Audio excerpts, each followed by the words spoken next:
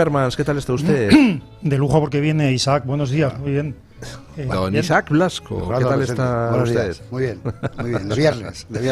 De viernes, por fin, viernes. Bueno, los viernes para mí son letales. Thank God it's Friday. Había una película de cuando éramos jóvenes y guapos. Bueno, hoy hay muchísimas noticias que comentar, pero me gustaría empezar con la noticia con la que hemos abierto el informativo de las 7.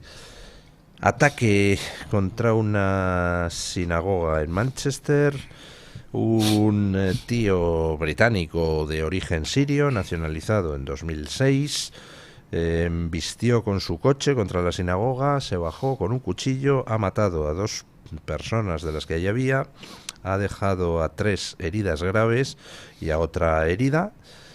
Y bueno, pues yo hacía una consideración esta mañana.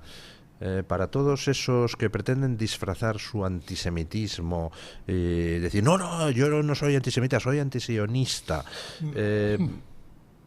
Este atacante que ha matado a 2 judíos y ha herido gravemente a otros 3, le preguntó a los judíos si eran partidarios del Estado de Israel o contrarios al Estado de Israel, les preguntó si eran sionistas o no eran, o les ha matado por ser judíos.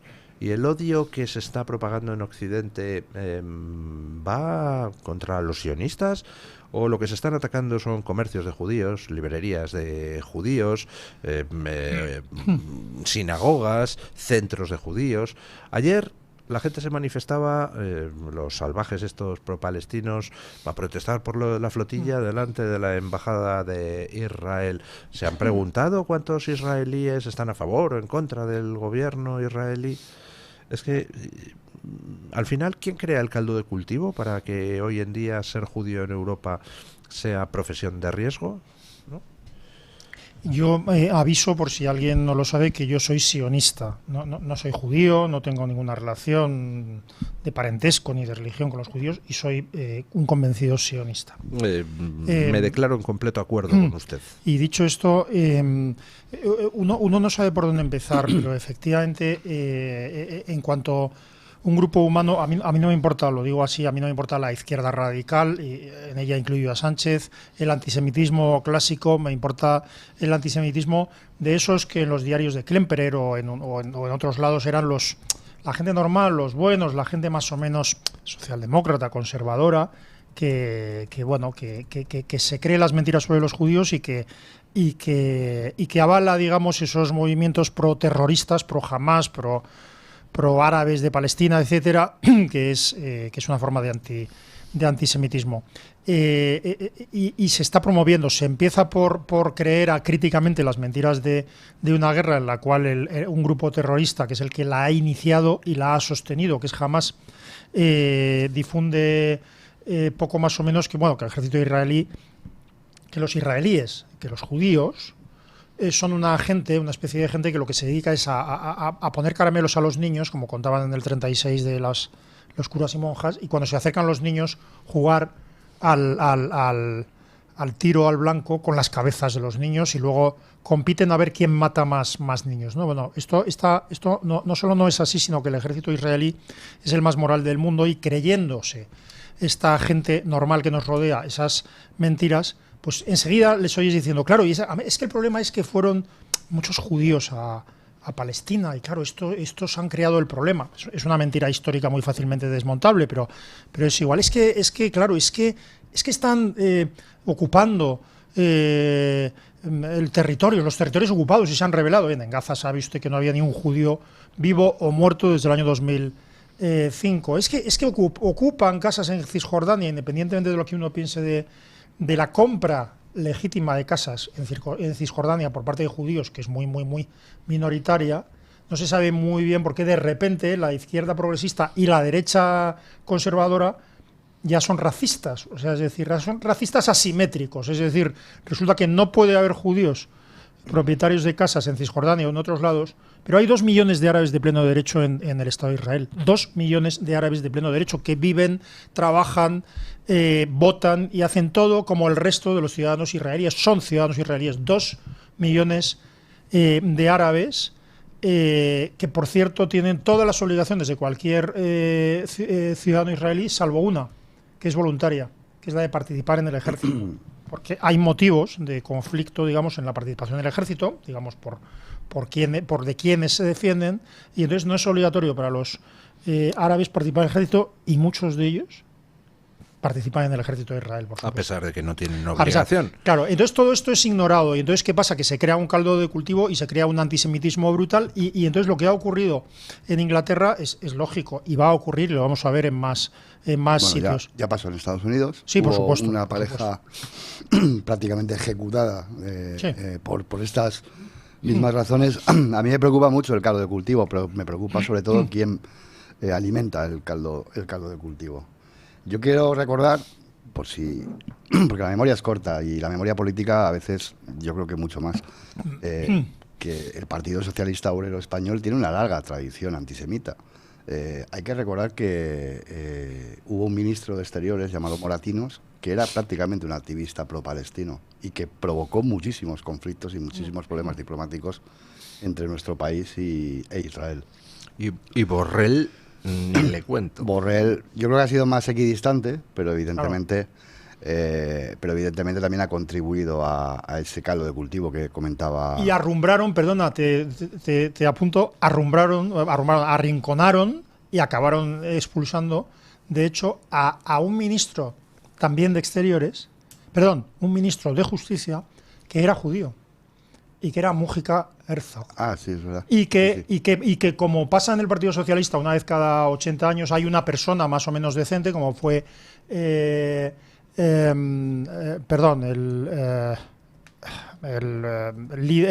oponente de Caballero en el PSOE, que ahora he tenido un lapsus. Besteiro, que fue Julián Besteiro, ¿verdad? Bueno, sale una persona decente, equivocada o no, porque es socialista, pero decente, que fue Mújica Herzog, y le acabaron echando del partido. Perdón. Nada, no te preocupes, así.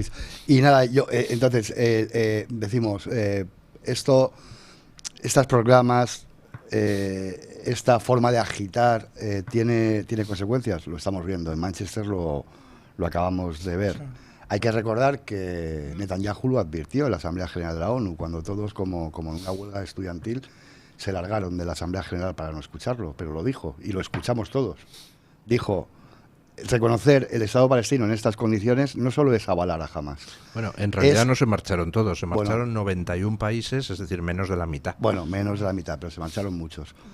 Es avalar a Hamas y es permitir, de algún modo, que el terrorismo llegue a nuestras puertas, que es lo que está pasando y es lo que va, lamentablemente, a pasar. Y en cuanto a reacciones institucionales y políticas, con relación a lo que está ocurriendo, a las manifestaciones de ayer en España e Italia, yo he escuchado hoy a Giorgia Meloni y he echado en falta una estadista seria para nuestro país, porque lo primero que ha hecho ha sido reprocharle a los sindicatos que se hayan apuntado a la fiesta para convocar una huelga en viernes. Y ha recordado que irse de puente y hacer la revolución es incompatible. Ese es el problema que tenemos con una izquierda pastueña, absolutamente manipulada por las terminales institucionales, que galvaniza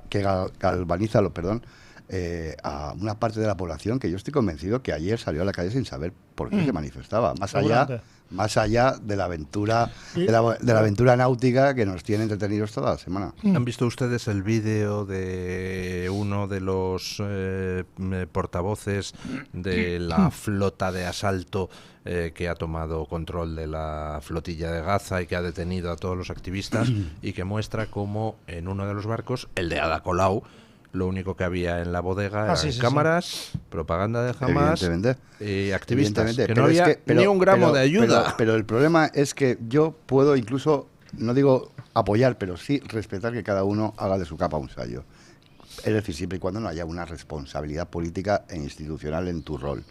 Lo que no puedo admitir es que el presidente de gobierno ayer, desde Copenhague, advirtiera a Israel de que tratara bien a los españoles que estaban detenidos porque no habían hecho nada. Porque cuando tú haces una proclamación de ese cariz, lo que estás sugiriendo es que Israel no cumple, digamos, con los preceptos de los derechos humanos. Sí, que maltrata a los detenidos. Efectivamente. Sí. Entonces, por cierto, esas indicaciones, esa forma de expresarse no es inocente. No es inocente. Y explica que ayer, pues, por ejemplo, la plaza de de las Cibeles pues estuviera tomada por gente que probablemente estaría mucho mejor en su casa o tomando una cerveza en el bar.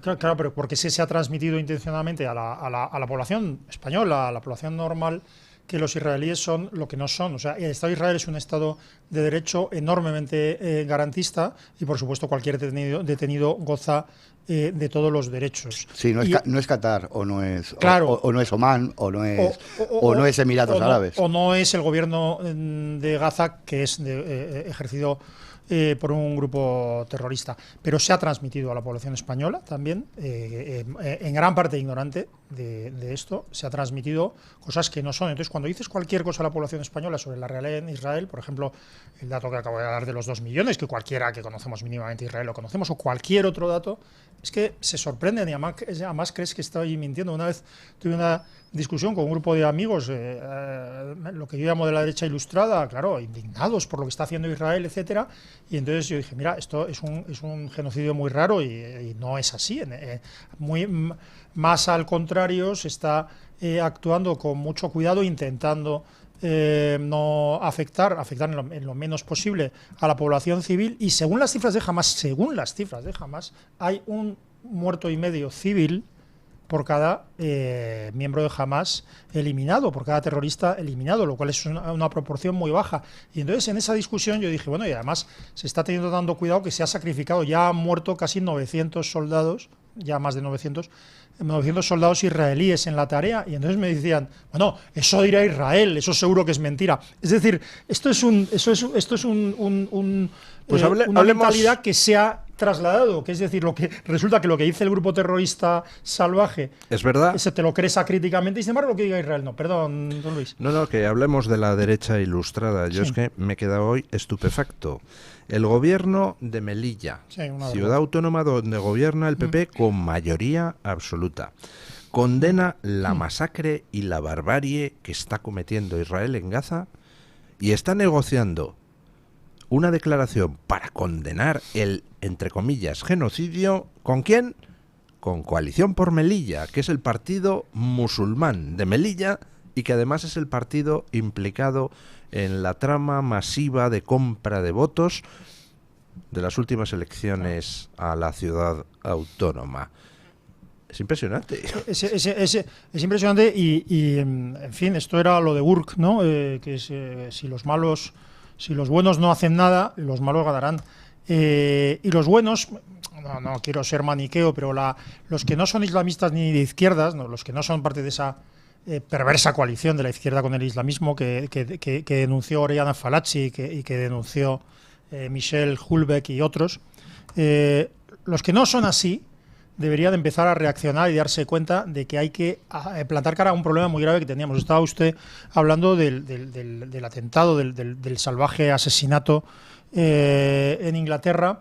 Es que tanto en Inglaterra como aquí tenemos que empezar a plantearnos que hay un problema muy serio, que tenemos un problema muy serio, que uno de nuestros problemas es que un porcentaje de los islamistas, es decir, es igual cuánto, pero un porcentaje significativo, un 15%, un 20%, les parece correcto y adecuado el matar infieles, el cometer atentados terroristas. Y ese porcentaje es letal, y tenemos un problema. El asesino en Inglaterra, el que ha cometido estos salvajes asesinatos, era ciudadano británico. Era ciudadano británico, no nacido allí, pero era ciudadano británico desde pequeño. Tenemos un problema, y el problema es que estamos metiendo en nuestras sociedades una población islamista enorme, que va a crear un problema, y que dentro de poco el problema ya no va a ser, si es que esto no lo es ahora, el problema ya no va a ser el permitir o no permitir la entrada de inmigración ilegal, cosa que en cualquier país normal no debería estar sujeto a discusión. Es decir, las leyes son para cumplir, tú determinas quién puede entrar y quién no puede entrar, de qué formas, y esa ley se cumple. Bueno, pues esta segunda parte del cumplimiento de la ley aquí resulta que no cuenta, que no hay que incumplirla directamente. Bueno, dentro de poco ese no va a ser el problema. El problema va a ser que, legales o ilegales, vamos a tener una población creciente, enorme, islamista, que va a intentar imponer sus propias leyes, porque el Islam es una religión política, ¿no? o una ideología con tintes religiosos. Va a intentar reprimir va a reprimir a las mujeres en contra de las leyes españolas que garantizan la igualdad y el artículo 14 de la Constitución, y además van a atentar, pues empezarán atentando contra judíos, que ya sucede, es decir, en los actos de la Fundación Hispano-Judía, desde antes de la masacre salvaje del 7 de octubre, desde antes, no solo cuenta con unas medidas de seguridad extraordinarias, sino que ha habido algún debate que se ha tenido que suspender en Madrid por amenazas. En cualquier caso, yo, por arrimar un poco la ascua a nuestra sardina periodística, me maravillo de la eficiencia de los estrategas de la comunicación de la izquierda. Llevamos toda la semana hablando de Ada Colau, de la rubia esta que sale día sí y día también en televisión. No me acuerdo cómo se llama, Ana Alcalde, me parece. Barbie Gaza. Bueno, pues Barbie Gaza. Es decir, estamos asistiendo a un ejercicio absolutamente calculado de distracción de la opinión pública para ocultar la corrupción rampante que rodea a este gobierno y particularmente al entorno familiar del presidente del gobierno. Y voy a hacer una crítica de estas que me suponen que me pongan de vuelta y media a nuestros queridos oyentes. Yo he hecho mucho en falta que Vox se haya pronunciado sobre Begoña Gómez y sobre su situación procesal. Es algo que no alcanzo a comprender. Pero, doctor Isaac, si es Vox quien ha sentado a Begoña Gómez en el banquillo, sí, mientras el PP se rascaba las narices. Desde el punto de vista político, desde el punto de vista de la comunicación, a mí me parece que el silencio de Vox es muy elocuente. Pero le recuerdo que fue Feijóo el que dijo que no llevaba a Begoña Gómez a declarar en la comisión de investigación en el Senado porque no era su estilo. Es que yo no estoy haciendo el análisis sobre el Partido Popular. Es que a mí me puede parecer mal también la actitud del Partido Popular. Lo que no me parece bien es la de Vox. O sea, Vox es una pregunta, no es una... Vox ha callado ante las últimas noticias procesales. Yo no he escuchado ningún tipo de valoración ni una insistencia especialmente entusiasta con respecto a un episodio que a mí me parece escandaloso, que es que la presidenta... ¿Ves? Es que hasta incurro yo inconscientemente. La esposa del presidente del gobierno va a ser objeto de juicio ante un tribunal conjurado o ante un jurado popular, pero es que tampoco he escuchado... Tampoco he escuchado. ¿Puedo terminar? Perdónenme, pero lo de que Vox siente en el banquillo a Begoña Gómez, porque es Vox quien le presenta denuncia, no el PP. Y ahora el PP haga declaraciones para celebrar que se siente en el banquillo y dice usted que el que se comporta mal es Vox. No. Es que yo lo que veo es una falta de consecuencia o de coherencia en Vox, cuando Vox precisamente ha sido parte activa en el procesamiento de Begoña Gómez y que luego desde el punto de vista de la opinión pública no se ponga de perfil con respecto a ese asunto. Es algo que a mí me cuesta mucho comprender. Si estamos con el tema, puedo desarrollar... Es que no es incompatible una cosa con la otra, Luis.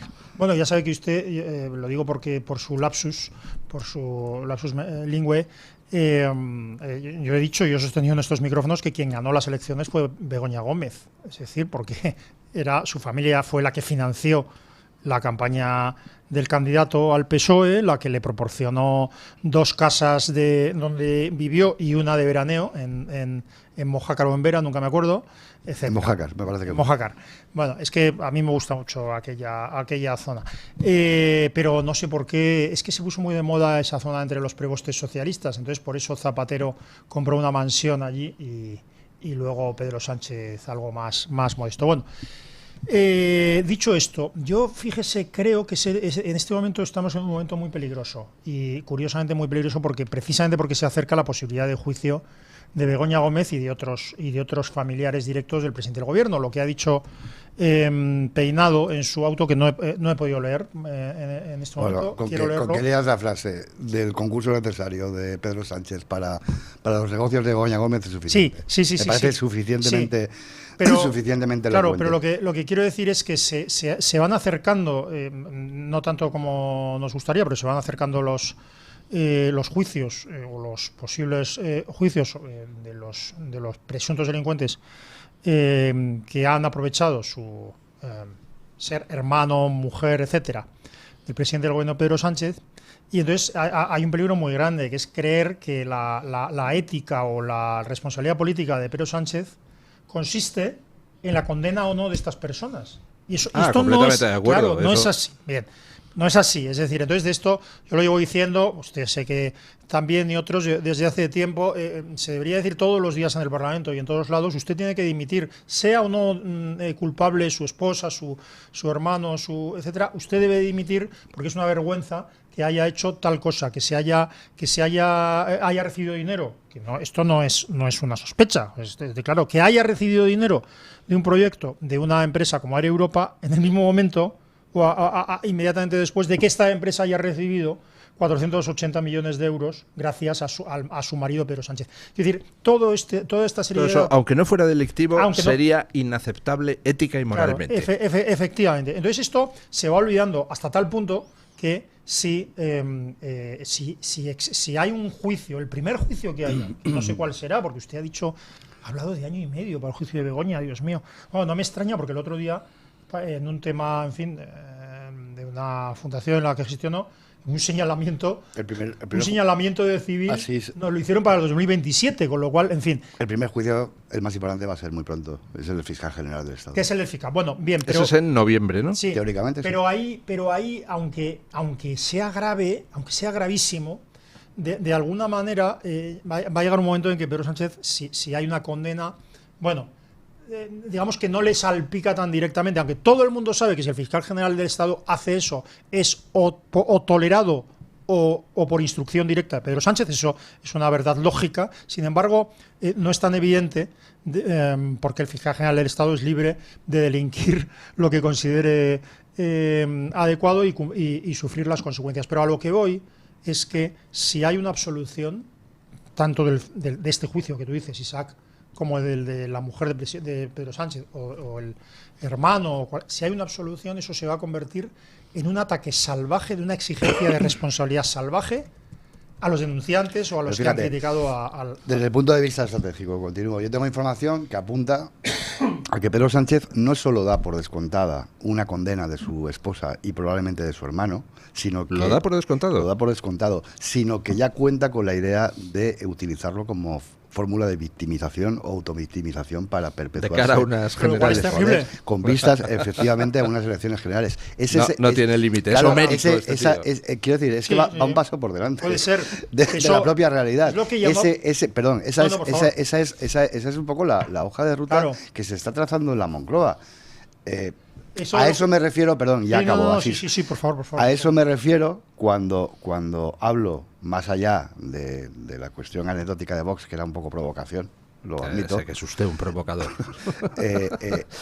Pero eso da idea de cuál es el componente de estrategia 24 horas, 7 días a la semana de ese gobierno y de ese partido, que están en lo que están ahora mismo en la pelea con Podemos por ver quién sostiene la bandera palestina para ocultar todo lo demás. Le advierto que si usted a mí me da 1000 asesores pagados con dinero del contribuyente, yo hago unos planes maravillosos y no se me escapa ninguno. Sí, pero hay una voluntad. Son unos jetas inmensos. Pero hay una voluntad de poder ahí y una ausencia de límites muy significativa. Es que yo recuerdo aquello que dijo Felipe González en las últimas elecciones que ganó, que en la cual estaba ya, y fíjate que no había color con la corrupción personal de Sánchez, en que ya estaba muy cuestionado Felipe González por la corrupción que le rodeaba, y decía, no he obtenido una mayoría absoluta, pero sí una mayoría absolutoria, decía. Es decir, era esa idea perversa de que se puede someter un gobernante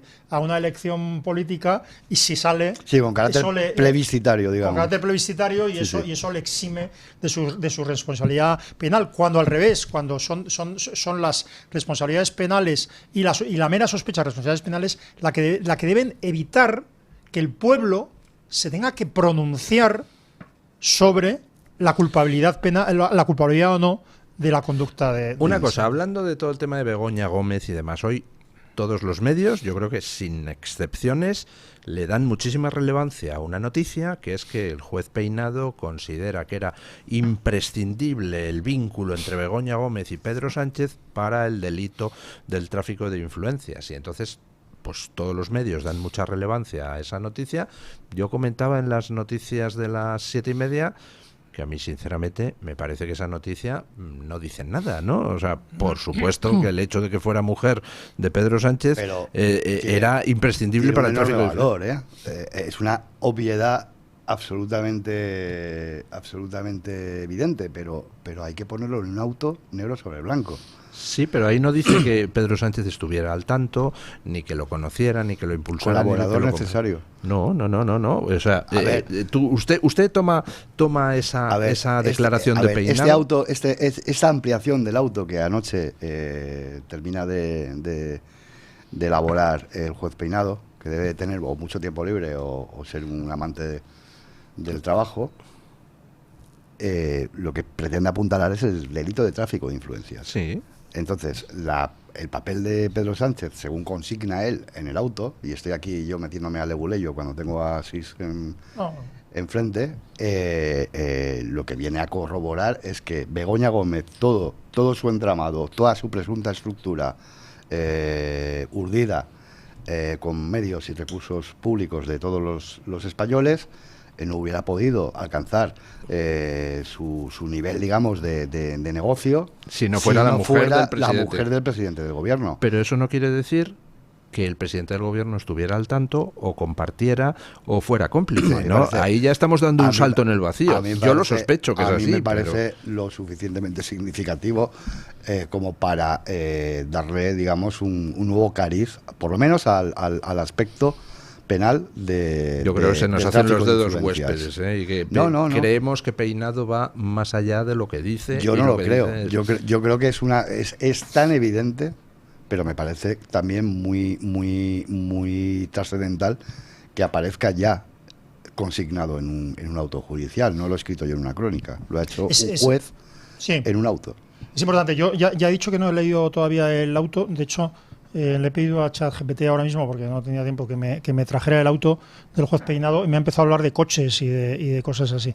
Lo que pasa es que efectivamente a mí sí me parece importante que se ponga en un auto judicial, pero no sé si más bien lo que está haciendo el juez Peinado es justificar esa vis atractiva por la cual no solo serían juzgados por Tribunal Popular, por jurado popular, quiero decir, los delitos, el delito de malversación, sino otros delitos por ser parte de una misma conducta, o por lo menos por tener un vínculo. ¿Y cuál es ese vínculo? Obviamente, pues que Begoña Gómez, cuando gana las elecciones, que repito, yo creo que las ha ganado ella, o sea, quiero decir, yo creo que ahí... A mí me estás convenciendo. Sí, porque parece claro que la campaña electoral, la campaña para volver a la Secretaría General del PSOE la financió con dinero de la prostitución, el padre de Begoña, con dinero de la prostitución porque Pero fíjate, es a lo que se dedicaba. Es decir, y cuando gana Begoña, lo que está claro es que Begoña quiere hacer una serie de cosas para construirse a sí misma como una gran profesional, y todas esas cosas las hace no al margen de su marido, sino precisamente aprovechando que su marido. Entonces, en Moncloa... Claro, pero reconózcanme ustedes, como ejercicio teórico, sí. Evidentemente yo estoy convencido no solo de que Begoña Gómez tenía a su marido de cómplice y que su marido intervino activamente en que Begoña hiciera tanto tejemaneje, yo estoy convencido de eso y creo que lo estamos todos. Pero, teóricamente, puede darse el caso de que una señora se aproveche de su condición de mujer de presidente sin conocimiento del presidente. A ver, eso a mí me cuesta mucho pensarlo. A mí también, a mí también. O sea, yo creo que en ese texto de Peinado, en mi opinión, el subtexto de ese auto, lo que dice es que esto, a ver, a lo mejor me excedo. No dice que Sánchez tuviera conocimiento de ello. Pero lo que viene a decir es que aquí hay una cierta connivencia, incluso que se podría deducir que hay una cierta colaboración y una corporación matrimonial que urde una vía de negocio valiéndose de recursos públicos y de recursos institucionales del Estado.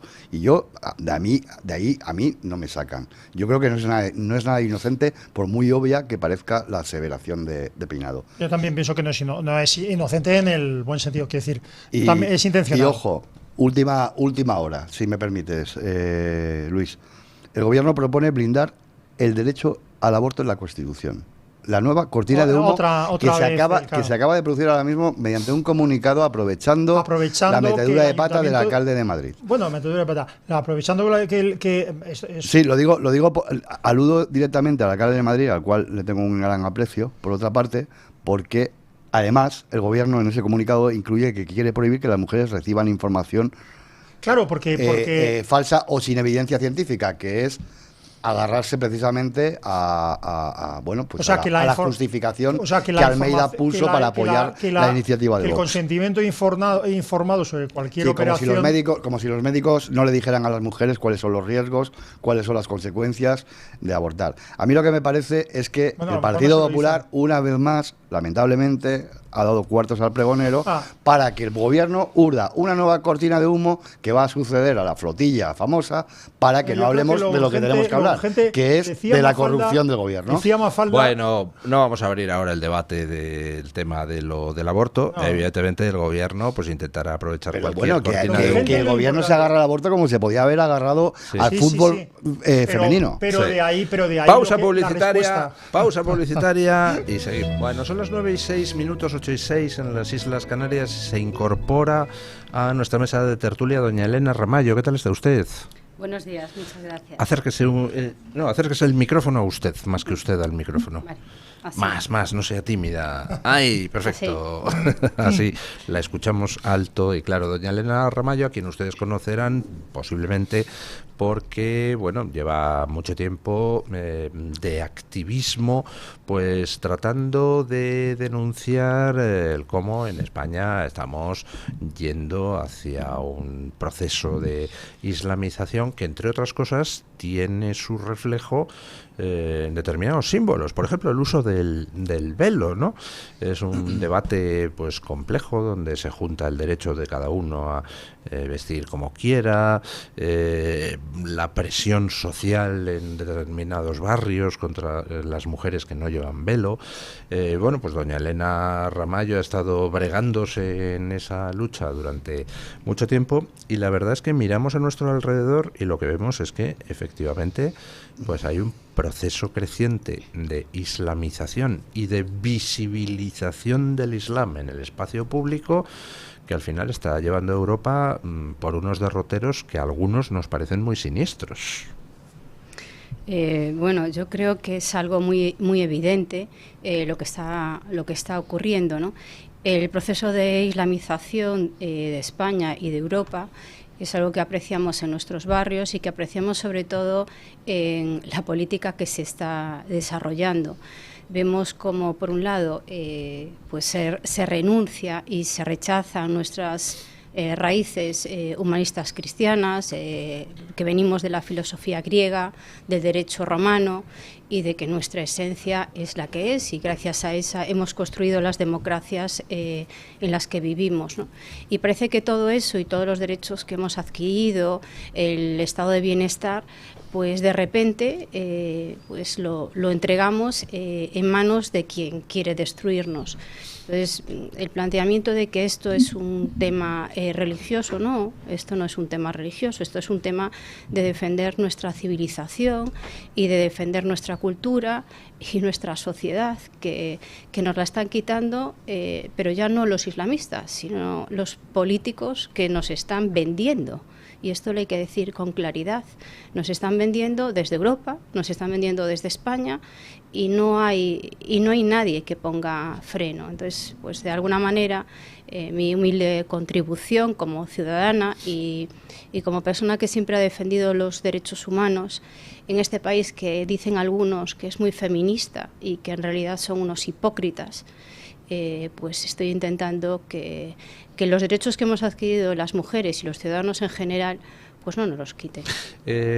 Abramos el debate del tema del velo, porque es una cosa con múltiples aristas. Yo reconozco que antaño defendía el derecho a que cada cual vaya vestido como le dé la gana, Recuerdo además discusiones pues apasionadas con algún compañero periodista que decía que no, que lo del velo islámico era un símbolo de sumisión y que habría que prohibirlo. Y yo defendía con ardor el derecho a que cada uno se ponga lo que quiera. Y he de reconocer que he cambiado de opinión con el paso del tiempo, viendo... Pues supongo que lo que me hizo cambiar de opinión fue el brutal asesinato por parte de la policía de la moral iraní de Mahsa Amini.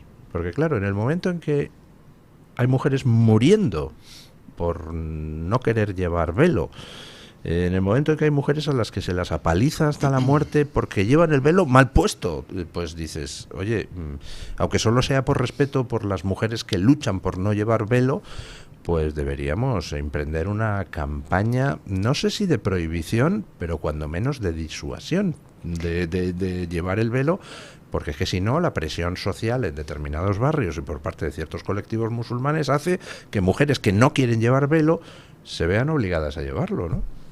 ¿Qué opinan ustedes, queridos tertulianos? No, yo que sí, para darle, vamos, a mí me interesa más lo que diga doña Elena, pero para darle pie a ello, me parece a mí que hay una situación curiosa, que es que aquí se discute acaloradamente a veces si se debe prohibir o no el velo en espacios públicos o en colegios, etcétera, pero no se discute el tema de fondo, que es si verdaderamente el islamismo reprime, es una ideología política y es incompatible con la democracia y hay que tomar ciertas medidas. Y sin embargo sí algunas de las consecuencias. A mí me ha pasado un poquito lo que usted, se puede prohibir el uso del velo. He llegado a la conclusión de que al menos en colegios, en espacios públicos, en determinados sitios, claro que se puede y se debe prohibir el uso del velo, y que en otros lados quizá no se deba prohibir porque no se puede, porque no es práctico, porque no es posible. Hombre, en los colegios sería fácil prohibir el velo de una manera muy sencilla. No se puede llevar la cabeza cubierta, por ejemplo, ni velo, ni gorras, ni pasamontañas, oiga. Claro, pero lo que quiero decir es que hay ciertas herramientas de represión que yo creo que la legislación debe entorpecer, debe intentar que no se puedan llevar a cabo, que eso devendrá en un malestar del islamismo ortodoxo, claro. Pero yo creo que es tan sencillo como, es que no es cuestión de imponer, prohibir, es tan sencillo como que España es una democracia. En esta democracia hay unos derechos fundamentales como es la libertad y la igualdad, que son derechos inherentes al ser humano.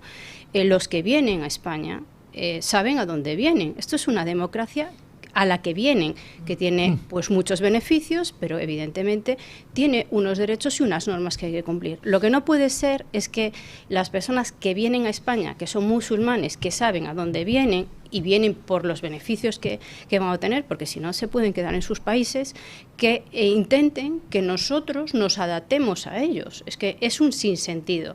Y después está la hipocresía de los políticos. Es decir, fuera es horrible, es decir, lo que usted antes comentaba, don Luis, hay mujeres que son asesinadas, hay mujeres que son castigadas, lapidadas, y eso nos parece horrible. En países que no son democráticos. En cambio, en el nuestro, que es democrático, nos parece todo admisible. Nos parece el velo, nos parece el burka, nos parece la mutilación genital, que es otro de los temas que van unidos a todas estas culturas en las que claramente hay un hecho fundamental, y es que la mujer es inferior al hombre. Yo no voy a permitir que en mi país se vaya para atrás en los derechos y haya, digamos, ciudadanos de primera, que son los hombres, y ciudadanos de segunda, que son las mujeres, bajo ningún concepto. Pero acaba usted de mencionar lo de la mutilación genital femenina.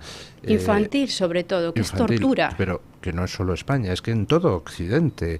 Hay que aclarar que no se trata de una costumbre estrictamente musulmana. En muchísimos países musulmanes no se practica en absoluto. Es más bien una costumbre derivada de las creencias animistas del centro de África y que en algunos países musulmanes se adoptó. Pero, por ejemplo, en Etiopía la mutilación genital femenina se practica también muy abundantemente entre los católicos del país y entre los protestantes del país. O sea que, ojo, no es estrictamente musulmán.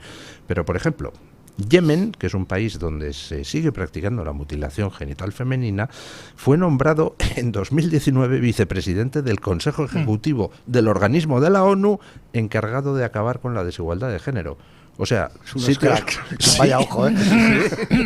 Sí, claro, es que todo este sistema basado en la defensa de la mujer, los derechos de la mujer, todo esto al final forma parte, bueno, pues de lo que hablábamos, hablaba ayer precisamente de la Agenda 2030, ¿no?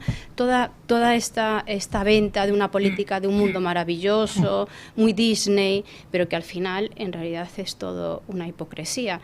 Estamos adquiriendo una serie de lo que ellos llaman tradiciones y lo que yo considero que es un retroceso, y lo estamos trayendo a nuestra democracia y a nuestra civilización como algo normal que tenemos que aceptar. Esto de la mutilación genital infantil lo defendía en el Parlamento catalán la CUP.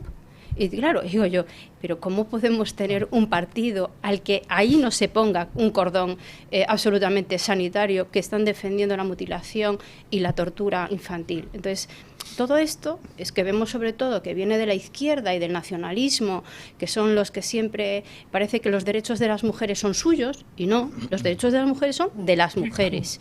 No son de una ideología, pero también hay una parte que yo le achaco a la derecha, y es los complejos que tiene. Es decir, el problema no es solo el que hace mal, es el que no para ese mal.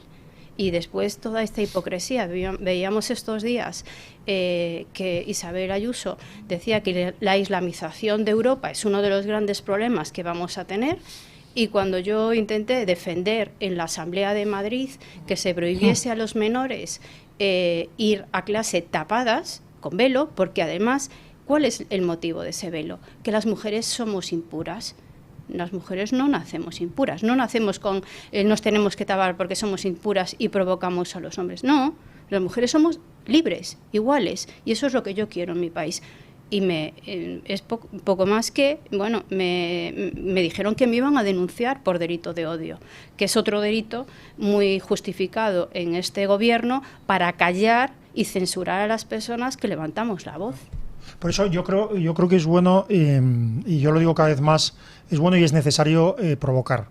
Y ahora mismo provocar prácticamente es decir que ser normal. La hierba es provocar verde. Es sí, ser normal. Sí, ser normal. Cuando usted estaba hablando antes del Parlamento británico, de las leyes, es que no me acuerdo, pero había, bueno, no sé si se estudia, pero Elena es más joven, pero cuando yo estudiaba Derecho, había un dicho en el parlamentarismo inglés, en el derecho inglés, que era, hablando sobre la potestad del Parlamento, decía, la frase casi literalmente dice, el Parlamento puede hacer cualquier cosa excepto convertir a una mujer en hombre y a un hombre en mujer. Esto era un dicho.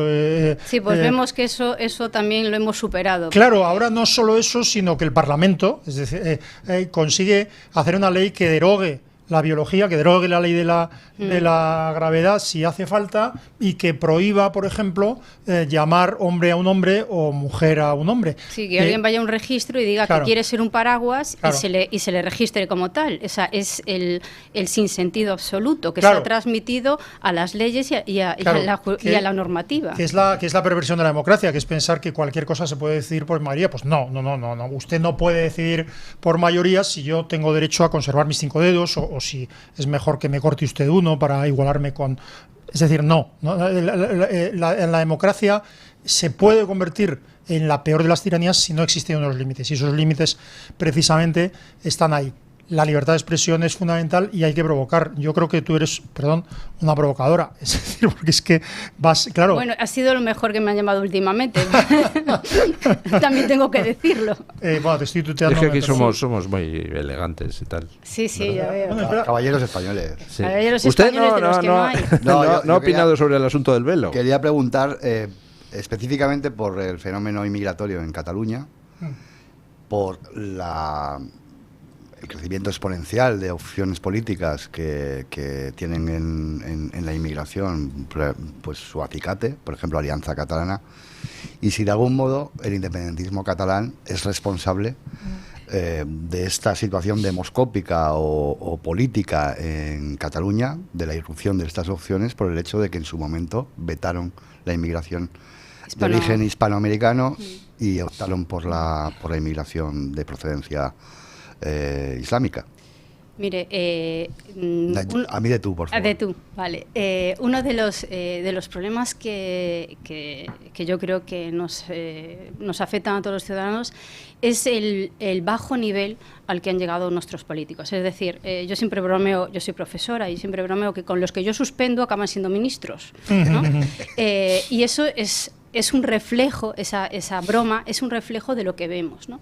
Mi primera tesis doctoral fue sobre derecho político. Entonces se estudiaba la evolución de quienes iban a la política en su origen, en la transición, es decir, personas con profesión, brillantes, que venían a aportar su experiencia y sus conocimientos a nuestro país.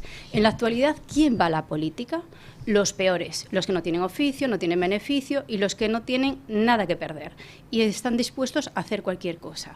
Entonces, eso por un lado. Después, la capacidad que se ha dado de chantajear al Estado por parte de los nacionalistas, es decir, porque no podemos olvidar que estamos en una situación en España más que kafkiana, porque después de todo tenemos al fiscal general, que es el garante de la justicia, yo que me dedico un poco a este tema, camino al banquillo, la mitad de la familia del presidente camino al banquillo, los del gobierno camino al banquillo, claro, dices tú, cuando te preguntan, dice, ¿y esto? Esto es porque, entre otras cosas, parte de nuestras decisiones políticas se toma por una persona que está escapada de la justicia y que está tomando estas decisiones y que solo piensan en cómo engordar sus asientos en Cataluña y el País Vasco, que son los que están sufriendo de una manera más brutal esta inmigración descontrolada, con tal de que no tengan nada que ver con España y con que hablen castellano, cualquier cosa. Y ahora la están sufriendo. Cataluña y el País Vasco, como ustedes saben, son los que están teniendo mayores problemas con inmigración ilegal y con inmigración que no se adapta. Y después, por otro lado, está la situación que evidentemente estos políticos son responsables de la manipulación de los datos. ¿Y esto qué quiero decir? Yo me dedico a la investigación y soy una investigadora provocadora, no, horrible, porque ¿qué pasa? Yo tengo una manía y es que los números no conocen ni de ideologías ni de sesgos y las estadísticas tampoco. Entonces yo los valoro todos para dar dictámenes. Entonces mis informes, mis investigaciones y mis, resultados son resultados sin sesgo. ¿Qué ocurre? Que cuando tú ves que parte de esa inmigración ilegal son los que provocan el mayor número de agresiones sexuales, de ataques a mujeres, etcétera, etcétera, y lo pones sobre la mesa, no eres feminista, eres una machista. Y además eres una malísima investigadora, porque estás poniendo de manifiesto que estas personas que están ahí se les está permitiendo y se están maquillando las estadísticas para que eso no ocurra. Y lo están tapando. Entonces son capaces de tapar aberraciones como la que antes comentaba, que se plantean en el Parlamento catalán diciendo que es una tradición. O sea, ¿cómo va a ser una tradición aceptable en una democracia que mutilen a un niño o una niña? Eso es una aberración. Pero después vemos a la flotilla maravilla esta del Guateque que se van a defender los derechos de Palestina. O sea, es todo una hipocresía. Y lo que no podemos es permitir estar en manos de 7 o de 8 o de 5 nacionalistas que lo único que buscan es destruir España a costa de lo que sea. Y luego, si me permite, o sea, yo repito, soy poco partidario de intentar convencer a la izquierda y a los islamistas porque nos llevaría a la melancolía, es una pérdida de tiempo. Claro, y entonces me centro un poco pues en los entornos, digamos, no de izquierda o no de izquierda sectaria y no islamistas, ¿no? Y hay un trasfondo quizá de cultura católica que yo no solo no desprecio, sino que comparto, pero que, claro, que tiene un enfoque muy equivocado, que es que si tú estás en contra de la migración ilegal o detectas y sabes y dices que los grandes problemas de inseguridad están produciéndose por esa masiva inmigración ilegal, tú es que estás discriminando a personas por su color, por su procedencia, por su lo que sea, y es todo lo contrario. Y importa poco la experiencia personal de cada uno, pero yo creo, desde luego, en mi entorno y personalmente yo, es que no es que no se me ocurra, es que, o sea, por supuesto tengo amigos negros, no tengo amigos islamistas, pero sí conocidos que son musulmanes. O sea, yo trato con igual cariño, respeto, cordialidad a cualquier persona, literalmente a cualquier persona. Independientemente de su situación. Incluso a un concejal. Incluso a un concejal. Hombre, ya, no sé, José Luis Col. No sé, sí. Pero eso no tiene nada que ver con decir eso. A una persona musulmana, es decir, no tengo ninguna forma distinta de tratarle que a cualquier otra persona.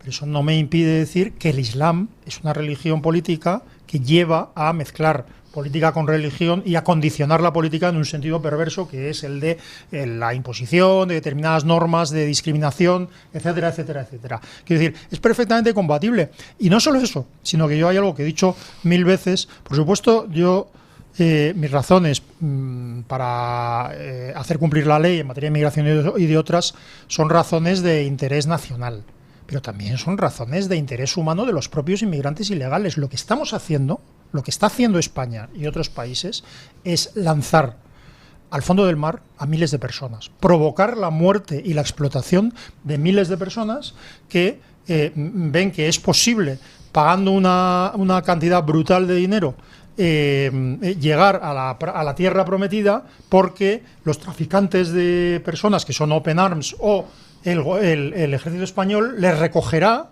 y aunque estén a 200 millas de las costas de Túnez o las de Argelia o de las del lugar de origen, les llevarán a España.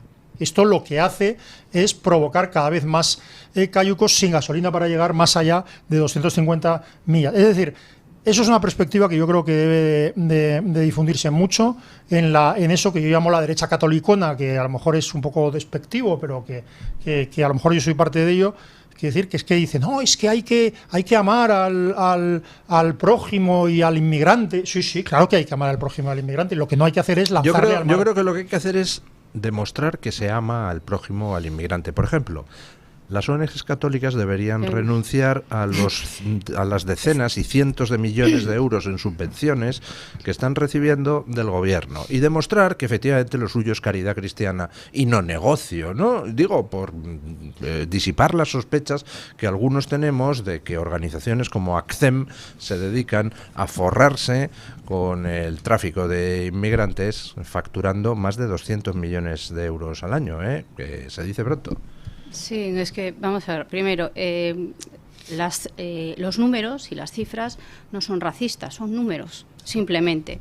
La aplicación de los números en las investigaciones y ponerlos sobre la mesa es simplemente una forma de poder regular con conocimiento, que uno de los problemas que hay en este país es que está regulando y está legislando gente que no tiene ni idea de nada. No, de hecho, el fruto son los bodrios legislativos que vemos, la ley del CSI, la ley trans, la que estos días querían presentar como anteproyecto, en la que solo los hombres van a ser castigados. Es decir, están buscando una sociedad de enfrentamiento, ¿no? Y después, por otro lado, me alegro que don Luis haya puesto esto sobre la mesa, porque pensé que si hablaba esto no me iba a volver a invitar nunca más a la tertulia. Entonces, pues sabe las barbaridades que somos capaces de decir. Pues porque yo iba a decir pues que... es usted una moderadita comparada con lo que decimos aquí. Bueno, bien, la bien. derechita cobarde. No, muy cobarde no soy. Sí, estoy bromeando. Hombre. Pero es que eso a mí me llama poderosamente la atención. Bueno, no me llama la atención, al final todo se reduce a lo de siempre, dinero. Oye, estos días que veíamos lo que hablaba antes uno de los tertulianos, perdón, me olvidé. Asís. En el sentido de lo que estaba diciendo el Islam, lo mismo que comento yo y que comentamos todos, por lo que el padre estaba al final camino del banquillo también por ejercer su libertad de expresión. El padre custodio, que además lo que decía él, lo decimos todos. Y no es ninguna barbaridad, es un hecho constatable. Que el Islam radical quiere destruir la civilización occidental, claro, vamos, es un hecho. Es que es un hecho, ¿no? Entonces, y a mí me llama la atención, ¿pero dónde está la conferencia episcopal?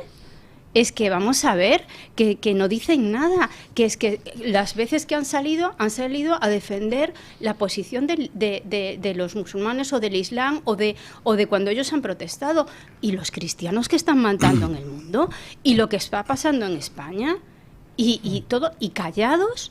Es decir, pero ¿qué buscan ellos? Que nos eliminen, absolutamente. Es decir, pero ¿en qué están pensando? En dinero. La respuesta siempre es la misma, es de 250 millones para la inmigración ilegal, el tema del silencio absoluto y de plegarse al gobierno, que es una actitud que lo que nos lleva... Estamos en una película todavía más siniestra que el original. Ya no es el silencio de los corderos, es el silencio de los pastores, lo que realmente está haciendo que pasen tantas cosas.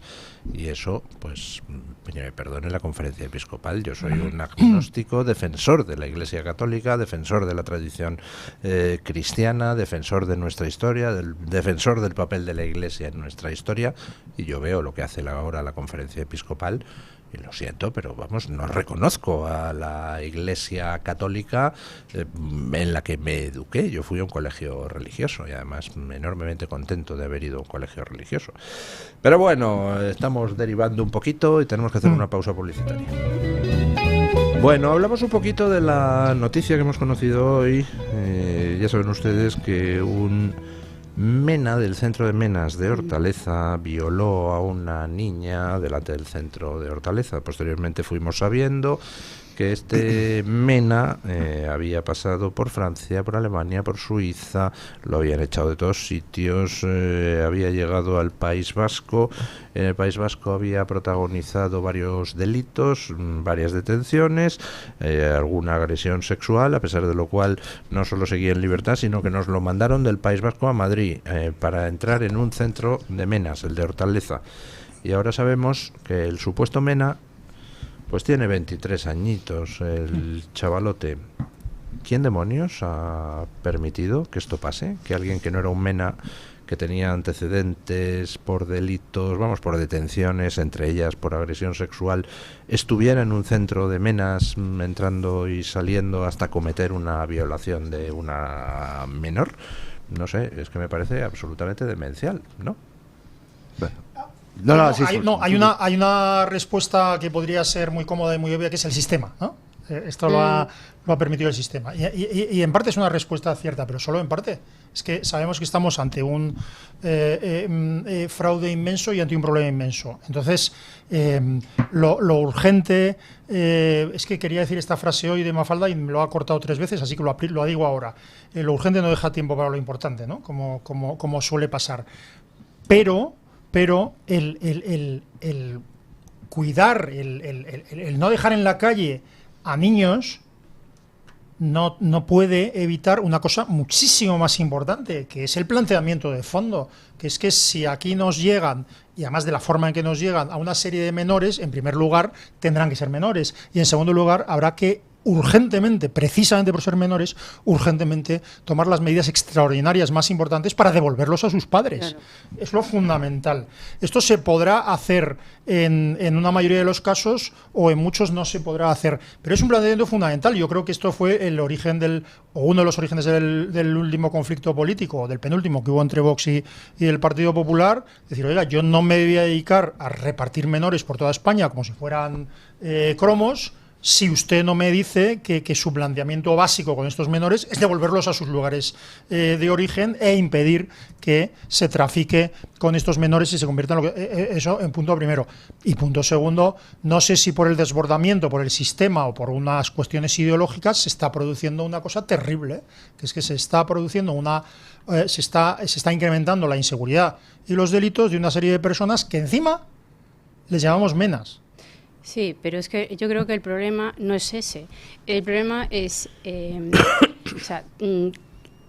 a cualquier menor de cualquier país desaparece de su casa Y lo primero que se hace, o sea, si el menor es francés, belga, inglés, me da igual, es decir, lo primero que se hace es localizar a su familia y devolverlo a su país. Y yo me pregunto, ¿por qué a estos menores, los que son menores, que después es un punto aparte que hay que tratar, ¿por qué no se le devuelve a sus familias y a sus países? En muchísimos casos esto es posible y no se está haciendo. Pues si somos tan humanitarios, si somos tan maravillosos, es lo primero que hay que hacer, porque no hay que agrupar aquí, hay que mandarlos a sus casas con sus familias y a sus países. Y esto que se está haciendo, de alguna manera, es vulnerar sus derechos. Vamos a darle la vuelta al discurso, porque ya está bien de que el que dice, claro, es que llegan aquí y les tenemos que atender, ¿por qué tenemos que nosotros atender? Y yo, como madre, digo, a los hijos de otras personas, educarlos, sostenerlos, etcétera, etcétera. No, o sea, lo que hay que hacer, siendo lógicos y humanitarios, es devolverlos a sus familias y a sus países. Familias con las que hablan con frecuencia. Claro, o sea, muchos de estos niños, los que son niños de verdad y los que no. Niños. Claro, y los que no son niños, que están en edad militar, como se suele decir, que tengan devolverlos. mostacho, ¿no? Llaman, Claro. sí, esto, perdón, bueno, no iba a decir lo que decíamos antes, tienen pelos no sé dónde. Hablan por teléfono y le dice, papá, estoy aquí muy bien, me están dando de comer. Claro. Es decir, esto es... No solo eso, hay ONGs que llaman a las familias para pedirles, oye, mándame documentos para asumir yo la tutela. O sea, esa sabe quién es la familia y en lugar de devolverlo, asume la tutela para que pague. Y ahora que está viendo los disturbios estos en Marruecos, etcétera, pero sorprende muchísimo que no es el único lugar del que vienen los... Estoy hablando, fíjate, de los niños reales, que me da la sensación es que casi que no son... Usted seguro que lo sabe mejor, es que no son mayoría, siquiera los que son claramente menores de 18 años. No lo sé, pero lo que quiero decir es que me llama la atención la ausencia de una protesta continua en Marruecos, de una reclamación al Reino de España diciendo, por favor, devuélvanos a nuestros niños. Están secuestrando a nuestros menores, ¿no? Es que es todo una hipocresía, en el sentido de se sabe de dónde vienen, se sabe de dónde van. Después hablamos de los derechos de los supuestos niños, porque después hay muchos que no son, y los que no son, ¿qué hacemos? Pues nada, los distribuimos por España y que se busquen la vida. Es que esto es una situación de poner en peligro a la población, y yo, como mujer y como madre de 2 niñas, exijo al gobierno que esto no se permita. Entonces, cuando dices esto, eres una racista. Pero ¿cómo que soy una racista? Yo no quiero gente deambulando por mi país sin ningún tipo de control.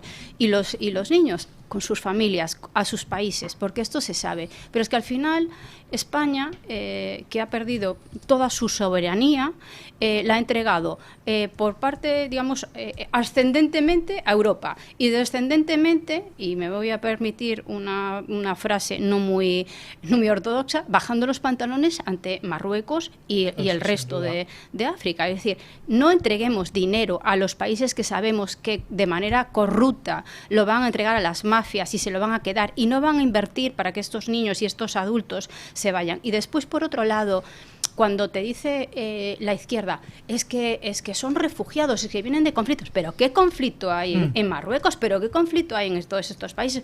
Y después, por otro lado, hombres, resulta, mujeres y niños. Claro, ahí va yo, es decir, oiga, o sea, que hay un conflicto, y en el conflicto y en el medio de la guerra dejan a todas las mujeres, a todos los niños y a todos los ancianos, a esos que los maten. Sí, ¿no? Es una farsa. Que no, porque después vemos al ministro Torres hacer la demagogia absoluta de compararlos con Ucrania. Oiga, que primero era una situación temporal, y después, ¿quién vino de Ucrania? Mujeres, niños y ancianos. No vinieron chicos en edad militar. Porque a esos no les dejaban salir. Pero claro, es la hipocresía. Y ya me callo, porque si no, Isaac no me va a hablar nunca más. No, yo por dar otra perspectiva, yo si fuera canario pediría la nacionalidad andorrana. A ver, yo tengo bastantes, tengo amigos y buenos contactos profesionales en Canarias. Y la sensación de abandono, es decir, de ser considerada comunidad autónoma de segunda, por no decir colonia del conjunto del país, es cada vez más, está más intensificada entre los canarios. No hablo de la clase política, no hablo del oportunismo de Clavijo, de Coalición Canaria, de si voto a favor o en contra de los intereses del gobierno en el Congreso, según me dé. No. Hablo del conjunto de la ciudadanía. Es una sensación de inoperancia, pero con dolo, por parte de las instituciones del Estado, a la hora de resolver un asunto que tiene fácil solución, como bien Claro. estamos comentando. Yo creo que claro que hay una fácil solución. Por lo pronto que los canarios dejen de votar a los partidos que han convertido Canarias en una cloaca de corrupción transversal donde todos meten mano en la caja y que voten otra cosa. Es cierto, en Canarias se ha jugado también siempre con un nacionalismo. Bueno, pero más allá de eso, es una comunidad autónoma como cualquier otra. Sí. Es parte de nuestro país. Yo tengo familia allí y conozco, pero lo que quiero decir es que yo creo, perdona, por ser justos, que el conjunto de la población canaria no tiene la culpa de porque vote a una u otra opción, las islas sean, estén completamente colapsadas. Colapsadas, exactamente. No más que el conjunto de la población española, desde luego. Pero yo que sí soy medio canario, digo, señores, tienen en su mano solventar el tema. No voten a los que les tratan. Eso lo podemos generalizar. Sí, pero si me permite, pero fíjate que el conflicto se ha trasladado, o sea, lo que tenía que haber. Aquí estamos hablando de una falta una falta clamorosa de solidaridad de un país con una parte de su país. Pero déjame y de responsabilidad. Sí, pero déjame decir una cosa. Ante la oleada terrible migratoria a España, porque las Canarias son una parte fundamental de España. Sí, pero a veces no lo parece. Sí, pero ¿qué es lo que ha hecho el gobierno de la nación y no solo el gobierno de la nación? En vez de hacer lo que había que decir, no se preocupe usted. Toda esta oleada lo que hacemos es que la cogemos y la devolvemos inmediatamente. Y en la medida en que no se pueda devolver inmediatamente, la situamos en algo manejable. Algo manejable puede ser campo de refugiados, puede ser lo que sea, cualquier cosa que nos suponga el lanzar inmigrantes ilegales a las calles para que se vayan a intentar diluyendo y se cree la situación que se ha creado en las islas. Eso es lo que tenía que haber hecho el gobierno de la nación. En vez de eso, lo que ha hecho es pelear al gobierno de Canarias con el resto de las comunidades de las regiones españolas. Pero para eso tendríamos que tener un gobierno. Bueno, sí, no una banda de... No una banda, me va a perdonar usted. Pero también hay que atribuirle la responsabilidad política a quien merece que se le señale. El señor Clavijo llegó a acuerdos puntuales con el País Vasco, por ejemplo, para mantenerlo al margen de la cuota de reparto de... La España buena y la mala. Claro. Porque el poder la España es el poder. Buena y la mala, Entonces, claro. a mí, las cosas como son, la responsabilidad de que el País Vasco se haya ido de rositas en ese asunto es del señor Clavijo, no es ni siquiera del Pero gobierno. Después al final volvemos a lo de siempre. 4 deciden lo que nos pasa a todo el resto de los españoles, que es algo que también hay que, como dice el otro, darle una pensada. Es decir, esto viene de la época de la transición, en la que se dio cierto margen a los nacionalistas por todo lo que sabemos y todo esto. Pero esto yo creo que hay que darle una pensada. Yo creo... coincido. Yo algunos días digo que es que en España nos marcamos pocos Nepales, ¿verdad? No explique lo que ha pasado en Nepal, por si acaso. No, pero lo que quiero decir es que el problema se tiene que solucionar en origen y de raíz. O sea, lo que quiero decir es que la oleada migratoria a una parte de España pequeña, que son las Islas Canarias, además una parte de España que no es precisamente boyante y que tiene problemas, eso tiene que solucionarse. Y en vez de solucionarse, lo que se ha hecho es convertirlo en un conflicto entre regiones. ¿Para qué? Para interés del gobierno. Y entonces ahora resulta que no se trata de retirar, de evitar que toda esa oleada de inmigración ilegal llegue a las Islas Canarias. Tampoco se trata de recogerlos y de que eso no inunde las calles de Canarias. No. Se trata de repartirlos por toda España como si fueran cromos. Y eso ni resuelve el problema y encima crea conflictos entre regiones y crea ese sentimiento de abandono que dice usted. Si en vez de repartir los emigrantes o intentar llegar a pactos o a obligaciones de reparto de emigrantes como si fueran cromos, si en vez de eso se hubiera evitado la llegada y creado unos campos de refugiados lo más transitorio posible para su devolución inmediata, en las Islas Canarias no se sentirían abandonadas, en mi opinión. Bueno, yo que soy gallega y siempre me dicen que no me parezco porque soy muy ejecutiva. Esto de lo de la vamos, pero volvemos, pero ahora decimos una cosa, pero después decimos la otra, etcétera, etcétera. Tenga cuidado que a Rosa Díez la lincharon por decir una cosa similar, ¿eh? Bueno, pues creo que dan en hueso. Es decir, o sea, los problemas tienen una solución muy sencilla. Lo que pasa es que hay que querer afrontarlos y tomar las medidas. Y muchas veces las medidas no son agradables, no son políticamente correctas, pero son las medidas que tiene que tomar un país. Y para eso tenemos unos políticos a los que pagamos y a los que se supone que tienen esa responsabilidad. El problema es la falta de responsabilidad y que están a sus cosas, porque vamos a ver, estamos viendo estos días, cada día nos desayunamos con algo distinto, que menos a los problemas de los ciudadanos, llámese inmigración, llámese por qué sube la cesta de la compra, llámese seguridad, llámese educación, que este es otro de los temas, el adoctrinamiento que se está sufriendo en las aulas, la situación de quitar la patria potestad a los padres porque los hijos son del Estado. Es decir, todo esto que al final es quitar derechos y quitar libertades, que es lo fundamental de una democracia. Es que ellos no están a eso, ellos están a su catálogo de chicas, a su tema de meter la mano en la caja y a todo lo demás. Yo coincido con don Luis, es decir, oiga, habrá que mirar qué partidos dicen qué y qué dicen otra cosa. Yo, si me permito, o sea, de verdad no suelo dar consejos, y menos a los políticos, pero consejos no le tenemos que exigir. Ya, pero sí, yo lo que le diría, en este caso al Partido Popular, y de verdad que, o sea, yo tengo muchos amigos en el Partido Popular y en Vox y en otros lados, pero el Partido Popular necesita hacer una cosa en este tema, en mi opinión, que es que no cambiar la postura. Bueno, dejar de eso de que la verdad es el punto medio entre dos extremos, no es verdad, ni es lo que dijo Aristóteles, es el punto medio entre dos extremos viciosos. Quiero decir que no se trata, las posturas de solucionar la inmigración ilegal, con pleno respeto a todos los derechos fundamentales, pero de solucionarlo no puede ser a medias, no se puede buscar una postura intermedia entre lo que quiere Vox y entre lo que hace la izquierda. No, una postura intermedia no hay, porque una postura intermedia, en vez de discriminar un poco a niños, o discriminar a niños es discriminarles, pero un poco menos. No. Hay que devolver a los niños, hay que evitar la inmigración ilegal por lo que supone. Hay que hacer eso y hay que presentar, en mi opinión, una moción de censura para cargarse a un gobierno por corrupto y por estar inundando España de nos quedan ilegal. 5 minutillos y no me gustaría que nos fuéramos sin comentar un asunto que creo que es particularmente indignante. La noticia del Español de hoy, que dice los 40 españoles que iban en la flotilla de Gaza. Ada Colau, Barbie Gaza, algún diputado de Compromís en las Cortes Valencianas, y entre ellos había 2 etarras. O sea, claro.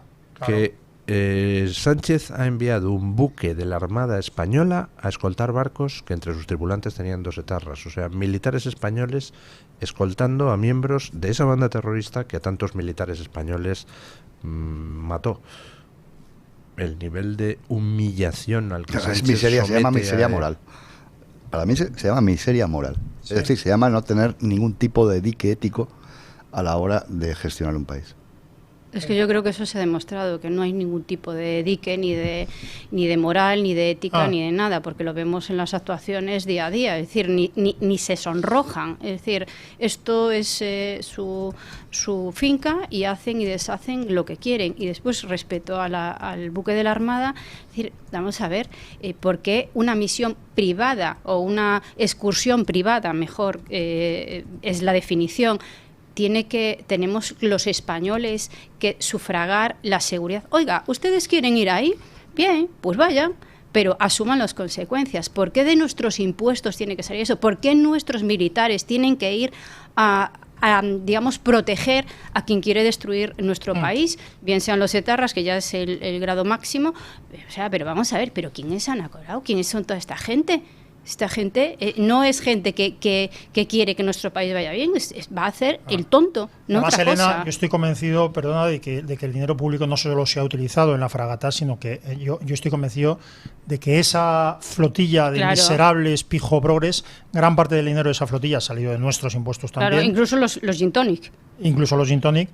No sé si sabes algo que yo no sé sobre los gin tonics. No, pero es que tantas paradas de fiesta, tanta Ibiza, tanto no sé qué, es el tema humanitario es el que menos les interesa. No, estoy convencido. De hecho, usted sabes que la Iglesia de Jerusalén ofreció a los pijoprogres estos el recoger la ayuda humanitaria en un puerto seguro y repartirla, y claro, se negaron. ¿Por qué? Porque primero porque no había ayuda humanitaria, y segundo porque era toda una excusa propagandística en favor de un grupo terrorista. Por cierto, se está investigando también, o se debería investigar, pero parece que hay indicios de que parte de la organización ha sido un grupo terrorista. Es decir, estamos con un gobierno que en el interior colabora con un grupo terrorista, o sea, gobierna con el apoyo de ETA, ha pactado con ETA para gobernar y le ha dado el poder a ETA, y repito, ETA, Bildu solo en las últimas elecciones presentó a 90 etarras y entre ellos a 9 asesinos. ¿Bien? Sí, pero estamos viendo cómo se negoció todo esto. Sí, estamos viendo esto. Es decir, el origen es Zapatero.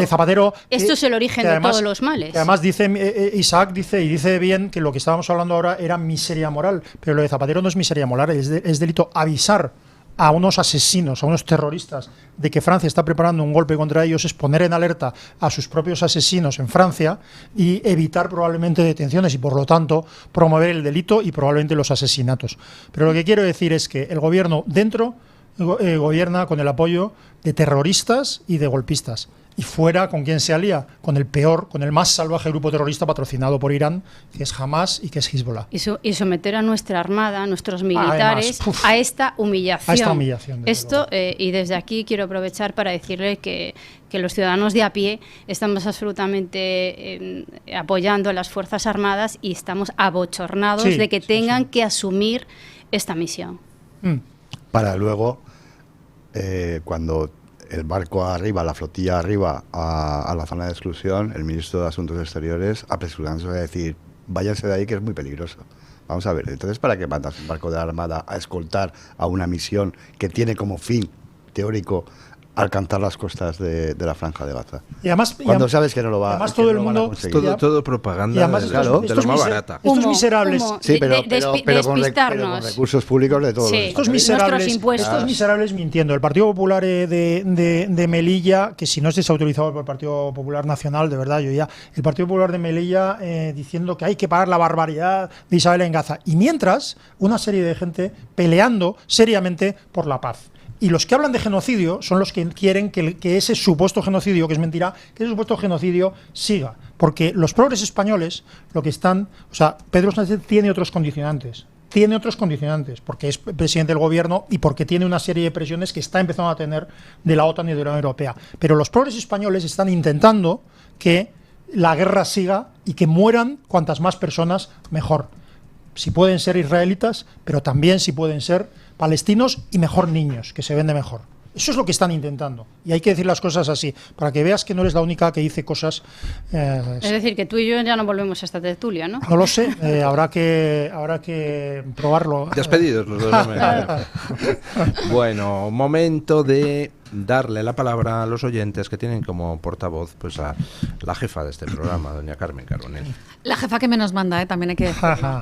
Pues don Luis, hoy les estábamos preguntando por una cuestión de hondo calado. Hablábamos de la OTAN. Llevamos toda la semana preguntando cosas importantes en este programa, como por ejemplo la idoneidad o no de que España esté en la Unión Europea, la importancia del cambio de la peseta al euro, la importancia de la Constitución española, si se está aplicando correctamente, si debería reformarse o no. Y hoy era el turno de la OTAN con esta pregunta. Hace 76 años que se creó la OTAN y 43 desde que España se incorporó a esa organización. ¿Cuál es su valoración del papel que la OTAN desempeña? 4 opciones. Muy positiva, positiva, negativa o muy negativa. ¿Qué votarían ustedes, queridos?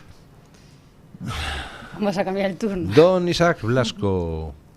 Positiva. Lo que pasa es que habría que matizar muchas cosas, pero positiva. En el referéndum de la OTAN, yo soy tan mayor que tuve que votar en el referéndum de la OTAN y no voté, pero por cuestiones técnicas.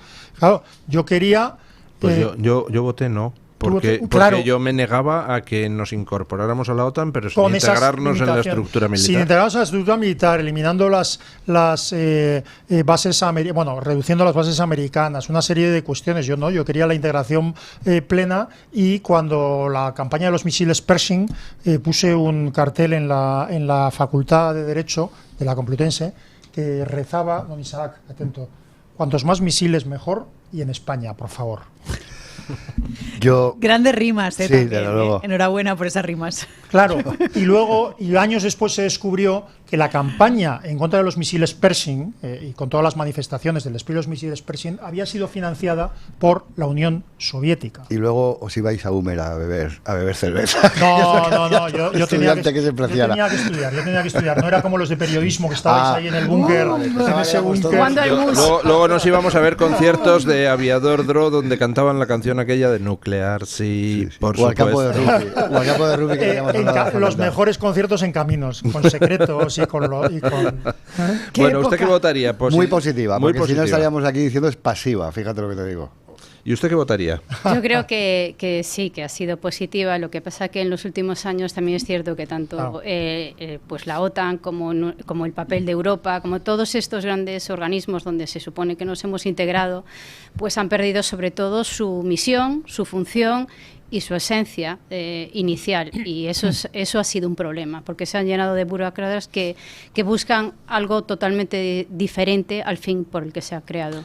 Yo he votado positiva, pero porque la OTAN no cubre con su paraguas a Ceuta y a Melilla, que me parece algo indignante. Pues don Luis, eso es una de las reivindicaciones que más se han repetido en los comentarios, precisamente esa, que Ceuta, Melilla e incluso Canarias se quedan fuera del amparo Canarias sí está protegida de la OTAN. De hecho, es pertinente este dato para hacer esa aclaración. ¿Por qué Canarias sí que está dentro de ese paraguas y por qué las ciudades autónomas de Ceuta y Melilla no? Bueno, en realidad, en cuanto a los votos, el 40% considera que es positiva, por tanto esa es la opción ganadora de hoy. Hay un 27% que dice que es negativa, hay un 24% que dice que es muy negativa y hay un 9% que dice que es muy positiva. Y en los comentarios... son mayoría los que consideran positiva o muy positiva, ¿no? Sí, don Luis, así está la cosa. En cuanto a los comentarios, le digo, en Twitter, Carolina dice: no tenemos todo el territorio español protegido por la OTAN, los canarios, ceutíes y melillenses están fuera de esa protección. Un momento, don Luis aclara entre que negativa y muy negativa suman 51%, entre positiva y muy positiva 49%. Bueno, pero aún así es la institución que más apoyo ha cosechado de aquellas por las que estamos preguntando esta semana. Así es, don Luis. Lo que le decíamos a Carolina, precisamente esa aclaración de don Luis del Pino sobre Canarias y la OTAN. Miguel Castilla dice que lo mismo lleva diciendo todos estos días de otras organizaciones por las que hemos preguntado, como son la Unión Europea, la Organización Mundial de la Salud, por eso todavía no hemos preguntado, pero sería interesante, la ONU, y dice Miguel Castilla que todas estas instituciones no hay que reformarlas, hay que echarles el cerrojazo porque no son otra cosa que pozos de corrupción. Francisco Simal dice que la OTAN debería haberse desmantelado cuando desapareció la URSS. Desde entonces solo ha servido a los intereses de Estados Unidos. Y me quedo con un último comentario de las publicaciones de YouTube. Es de Maribel Moya Ruiz, que dice que desde su punto de vista todas esas instituciones son negativas o muy negativas, porque todos los países desastre forman parte de ellas y están gobernados por inmundicias. Ellos se ponen, ellos manejan y deciden qué va a ser del futuro del mundo. Y claro, pues así nos va. Dentro de los países desastre gobernados por inmundicias, ¿coloca a España o no? No lo ha aclarado. Habría que decirle a Maribel Moya que gracias. nos diga. Un apunte rapidísimo. Si hay que acabar con la OTAN, se manda a Sánchez, el nombre secretario general, que era su veleidad hace un tiempo. Ahí le ha dado, y ya sí, está. Señor. Entre eso y Ada Colau, alcaldesa de Gaza, ojo, acabamos con muchos conflictos. Crueldad. Don Isaac Blasco, muchas gracias, muchísimas gracias. Don Asís Un placer, muchísimas gracias. Doña Elena Ramallo, muchísimas gracias. Gracias, doña Carmen, por traernos la voz de los oyentes. Y ponemos punto final a la tertulia con don Paco Linares, que nos viene a recordar ese famoso dicho: la victoria tiene múltiples padres, mientras que la derrota es huérfana. Buenos días, don Paco. Querido amigo, don Luis del Pino, gracias. Ciertamente el pensamiento, la victoria tiene muchos padres y la derrota es huérfana, es una conocida frase de Napoleón Bonaparte. Esta semana, como siempre, los medios de manipulación de masas trabajaron a conciencia, pero sin conciencia, dándole cobertura para mover a las masas contra la invasión rusa en Ucrania sin que exista ninguna provocación por parte de Ucrania. Me dicen por el pinganillo que no, que la manipulación ha sido para que la gente se manifestara contra Israel. Porque, ¿por qué no atacan a los terroristas de Hamas? Y quienes más sufren son los palestinos. No entiendo. ¿Es que esas masas no se dan cuenta que los terroristas utilizan a los niños y civiles de parapeto? ¡Qué derrota para los manifestantes! Atacar a Israel, cuando deberían atacar a los terroristas de Hamas. Por otro lado, Ana Redondo, la ministra de Igualdad del Gobierno, estamos en otro tema, no dimite por el fallo de las pulseras que debían proteger a las mujeres de sus agresores. Ni tampoco dimite Rocío Hernández Soto, como consejero de salud de la Junta de Andalucía, por los fallos en la detección y comunicación del cáncer de mama. Los fallos, las derrotas son huérfanas. Les comento lo que dice el conocido juez don Emilio Calatayud al respecto. ¡Ay, patos! Hemos sabido que hay fallos en las pulseras que sirven para proteger a las mujeres de la violencia machista. Y también hemos sabido que ha habido errores, retrasos en las pruebas de detección del cáncer de mama. Tanto el gobierno central, por lo primero, como la Junta de Andalucía, por lo segundo, han pedido perdón. Y eso está bien. Pero el perdón hay que ganárselo. Arrepentimiento, propósito de enmienda y penitencia. Don Emilio Calatayud finaliza al afirmar que cree que una buena penitencia sería ahorrar en séquitos y escoltas y gastar el dinero público en lo que importa de verdad. Digo yo, dice él, y un servidor lo comparte. El lunes, más y mejor. Punto final.